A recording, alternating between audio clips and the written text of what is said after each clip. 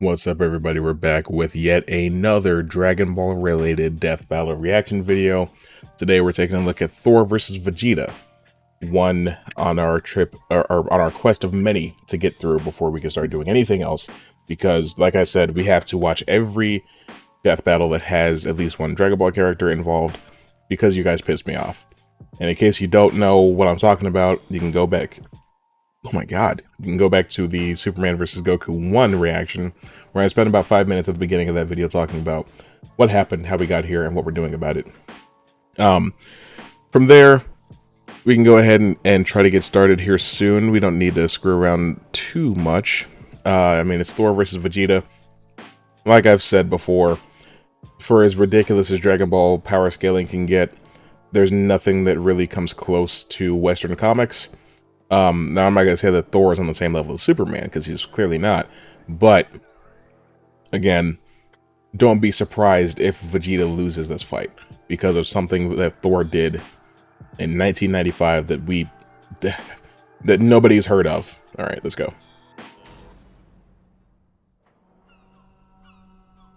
It's also a weird matchup. Is it because they're both princes? Is that it? Is that it? They're royalty? That's all I can think of. Oh there, mighty warrior. Why did his hair turn green for a second?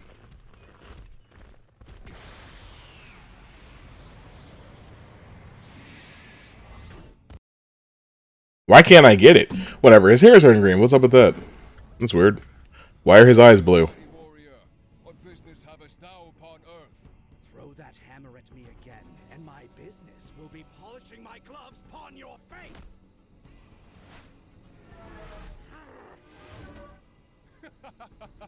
Didst that count?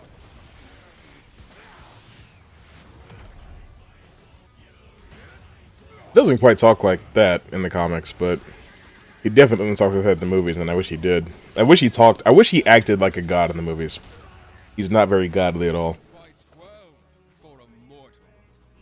Alas, you face a god. So that axe is called Yarnbjorn, by the way. It's what he used during the Unworthy Thor run from about 10 years ago after he faced Gore the God Butcher. Oh, he's using Hakai energy. That's pretty cool. I have evolved beyond gods. That's a weird thing for him to say. Sometimes the dialogue in these battles is kind of whack, and I don't understand what it's supposed to mean.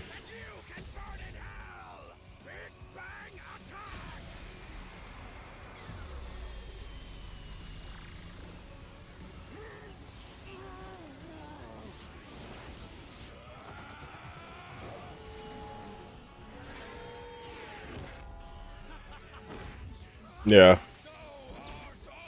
Yeah, there's not a chance in hell Vegeta's worthy of that hammer. And neither is Goku. Alright, he's an Ultra Ego now. Which... when did this battle come out? May 9th, 2022. Yeah. I guess he got Ultra Ego in 2021 then. I don't remember. I haven't read Dragon Ball Super in so damn long.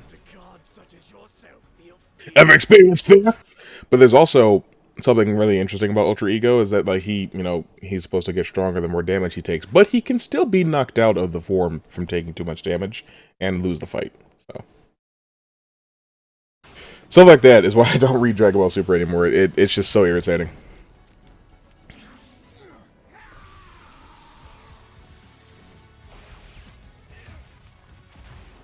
Oh, it's a technique he did to Goku that one time.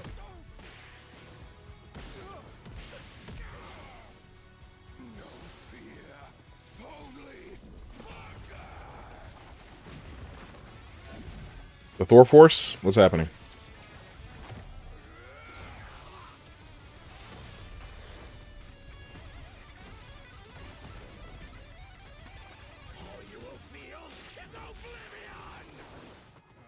The Final Flash! My favorite move.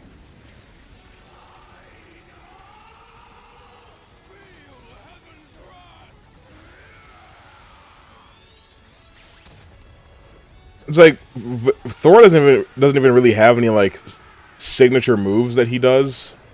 So it's hard to even know what he's doing half the time. He's just flinging lightning around. Yeah, that's not going to be good enough.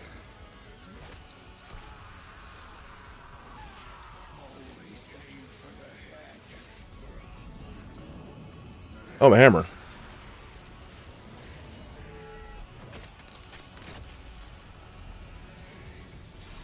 That sounds about right.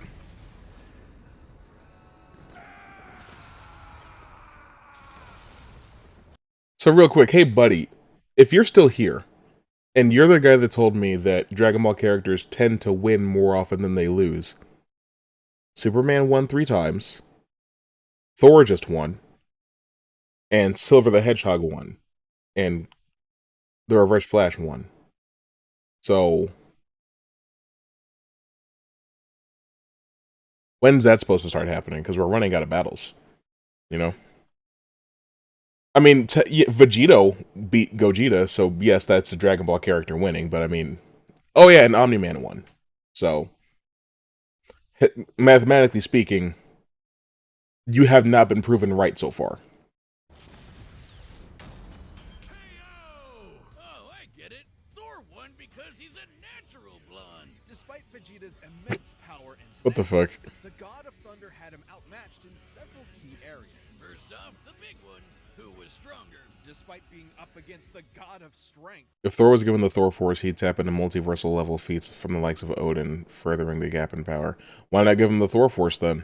Vegeta actually matched up pretty closely with Thor. Both could output power far in excess of destroying a single universe. It's always tough to get an exact number for Dragon Ball Super's most powerful characters, but we can combine the size of Universe 7 with multipliers from Vegeta.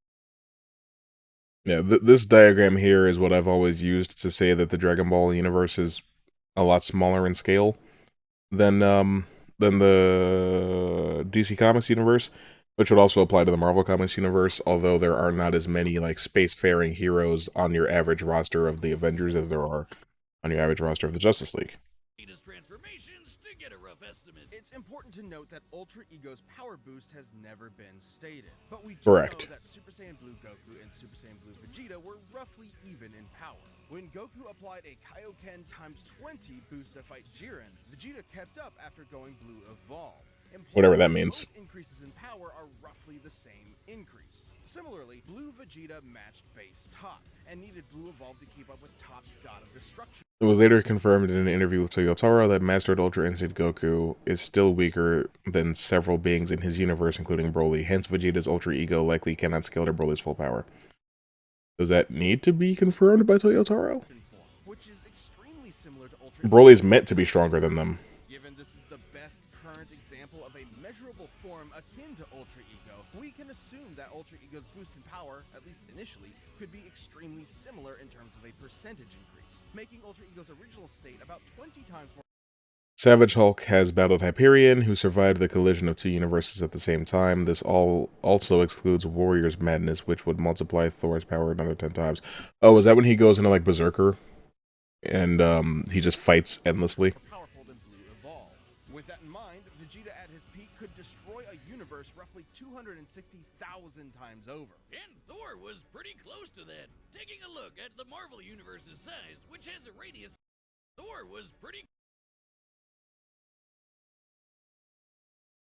So we're treating Super Saiyan Blue like it's Super Saiyan 1. Which I suppose is fair, because Super Saiyan 1 is a 50 times multiplier from base. If Super Saiyan God is like an enhanced base form, then it stands to reason Super Saiyan Blue could be 50 times stronger than that. I don't care to argue with that. The Marvel Universe's size, which has a radius of at least 1 trillion light years, as well as scaling to the Worldbreaker Hulk. This is stated by Starbrand, who possesses an incredible and precise understanding of the cosmos, confirming this estimation's legitimacy. Sure. Thor ended up only about 10 times stronger. Not terribly different, and it's definitely possible Vegeta's power could increase during the fight to match it. But even if he was stronger, it wasn't the only thing that mattered. Ultra Ego's damage absorption could only do so much against an opponent like Thor. Vegeta may have trained as a warrior from birth, but Thor has been fighting for millennia against a much wider variety of foes, allowing him to adapt to Vegeta fairly easily. And the fact that Thor was way faster gave him a lot of leeway to use that extra combat experience. Applying Vegeta's transformation multipliers to the shockwaves from Goku and Beerus' punches, Vegeta should be able to fight at nearly 300 quintillion times the speed of light. But scaling to Ares moving within plague time? Thor would be over 70. Even assuming Vegeta's transformations increase his speed proportionally, it wouldn't be enough to close the speed gap. Trillion times faster. More than fast enough to avoid Vegeta's key attacks. Did you see that freaking number? Over 70 Thousand, million, billion, trillion, quadrillion, quintillion, sextillion, septillion, octillion. What comes after oc? Is it non? Is that non-illion? Non decillion.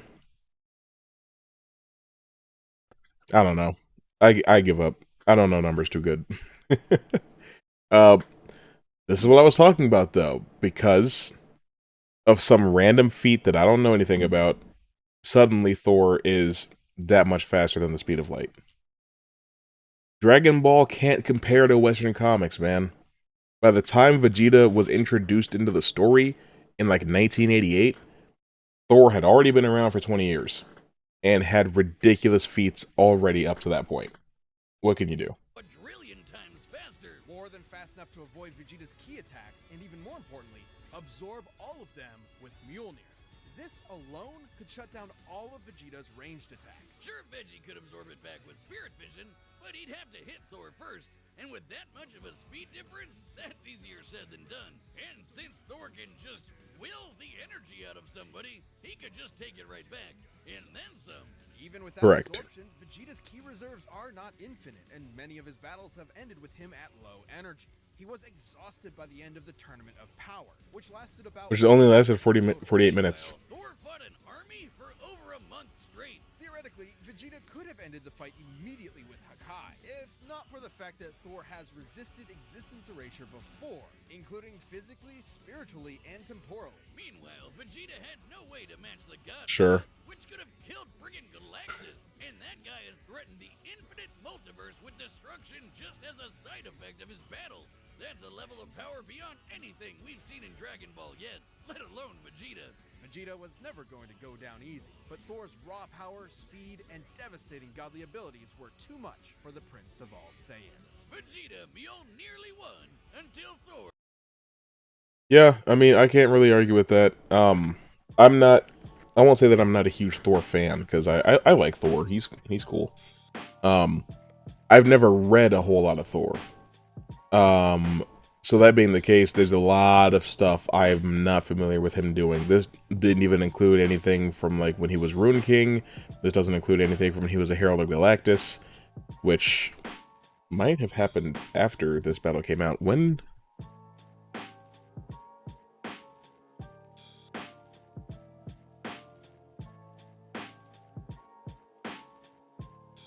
I'm getting pissed off. When did Thor become a Herald of Galactus? During the 2020 Donny Cates run. Oh, Donny Cates wrote that. That explains a lot, actually. So, in 2020, Thor becomes the Herald of Galactus, and he gains the power cosmic on top of all the power that he already has. So, with none of that even coming into the equation here, Death Battle only leaves stuff like that out when the power gap is already so immense that it wouldn't make a difference. I would have liked to see that, because I think his design when he's Herald of Galactus is really fucking sick, and I'd even like to see it in the movies, but, yeah, don't really have too much input there. I can't, again, I mean, Vegeta's scaling across the history of Dragon Ball Z and Super is so similar to Goku's at every point. They are almost always roughly equal in power from the Buu Saga moving forward. So it's, I mean, based on what you know about one, you can kind of assume it about the other. And I can't really disagree here with the scaling. I'm sorry. Sorry. But next time, I don't actually know who's next. Maybe we'll do Goku Black versus Reverse Flash, which I did do a reaction to years ago, like 4 years ago. So I don't remember exactly how it goes or what exactly I said in that reaction, so it'll be pretty much brand new for all of us. What is this shit all over me? Anyway, I'll see you later.